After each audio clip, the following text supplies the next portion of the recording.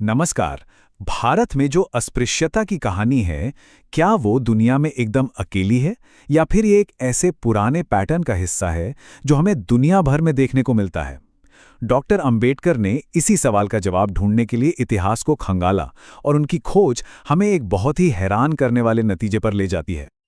ये एक बहुत बड़ा सवाल है ना? कि अस्पृश्यता मतलब अनटचेबिलिटी आखिर शुरू कैसे हुई?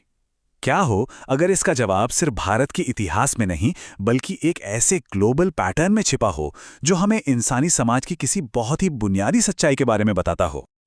अच्छा, इस पूरी खोज को समझने के लिए हमें डॉक्टर अंबेडकर की एक बेसिक थ्योरी से शुरू करना होगा। उन्होंने एक आइडिया सामने रखा था जिसे ब्रोकन मैन या कह लीजिए टूटे हुए लोगों का सिद्धांत कहा जाता है। तो ये ब्रोकन मैन आखिर थे कौन? जरा सोचिए, ये वो लोग थे जो किसी लड़ाई में अपना कबीला हार गए थे, बिखर गए थे, बेघर हो गए थे। अब क्योंकि उनका गांव के मुख्य कबीले से कोई खून का रिश्ता नहीं था तो उन्हें अजनबी समझा गया। उन्हें पनाह तो मिली, पर इसकी एक कीमत थी, और वो कीमत ये थी कि उन्हें गांव की हदों के बाहर ही बसना होगा। और देखिए, यहीं पर डॉक्टर अंबेडकर ने एक साइंटिस्ट की तरह सोचना शुरू किया। उन्होंने सवाल उठाया, क्या ये जो सिस्टम है ये सिर्फ भारत में ही था या दुनिया में कहीं और भी ऐसा हो रहा था? अपनी थियरी को साबित करने के लिए उन्हें दूसरे उदाहरण चाहिए थे। और पता है, उन्हें वो उदाहरण मिले भी।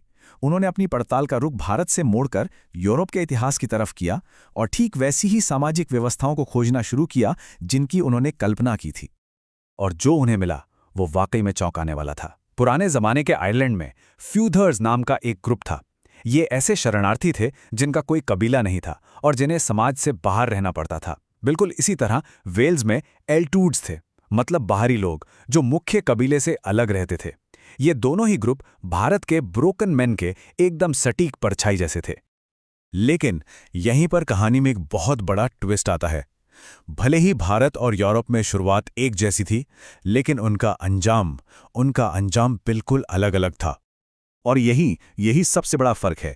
यूरोप में क्या हुआ, समय के साथ फिदीर्स और एल्टुड्स ने मुख्य समाज में शादियां की और धीरे धीरे उसी में घुल मिल गए। वो जो अलगाव की दीवारें थीं वो ढह गईं।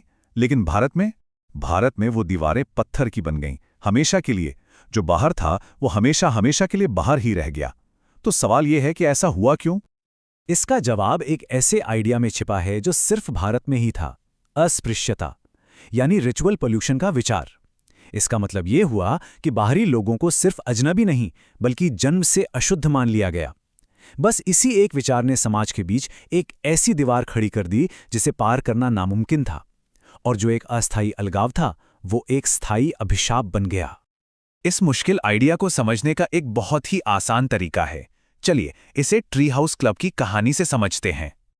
सोचिए कि एक ट्री हाउस क्लब है और उसका नियम है कि सिर्फ ऑफिशियल मेंबर्स ही अंदर आ सकते हैं। अब कुछ नए बच्चे आते हैं, हमारे ब्रोकन मैन। क्लब वाले कहते हैं, देखो तुम अंदर तो नहीं आ सकते, लेकिन तुम यार्ड में रहकर पेड़ की रखवाली कर सकते हो। अब यूरोप में क्या हुआ, कुछ टाइम बाद क्लब के मेंबर्स ने कहा, अरे तुम लोग तो अच्छे हो, आ जाओ ऊपर, और वो दीवारें खत्म हो गईं।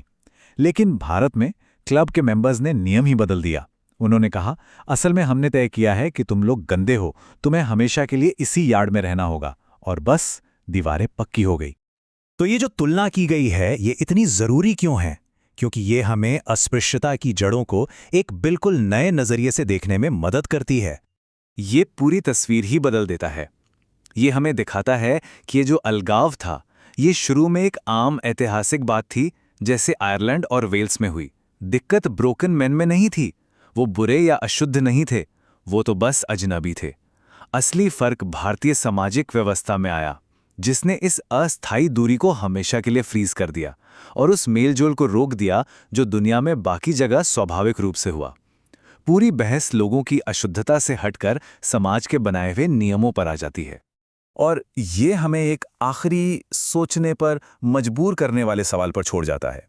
इतिहास में और हमारे अपने समाजों में वो कौन सी ताकतें हैं जो एक अस्थायी सीमा को, मतलब एक तुम और हम वाली लाइन को, एक स्थायी, कभी न पार की जा सकने वाली दीवार में बदल देती हैं?